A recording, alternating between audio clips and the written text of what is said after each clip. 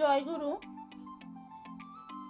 শরীরকে সুস্থ রাখার সম্বন্ধে শ্রী শ্রী ঠাকুরের অনুস্মৃতিতে আছে, মনটা দুষ্ট হলেই জানিস রোগের আথাল হয়, এটাকে তুই এড়িয়ে চলিস, করবি ব্যাধি জয়।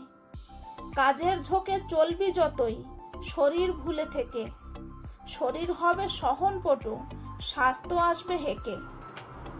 ইষ্ট নেশায় তুষ্ট প্রাণ সদাচারী হলে, মনের স্বাস্থ্য জীবন শক্তি অটুটভাবেই চলে।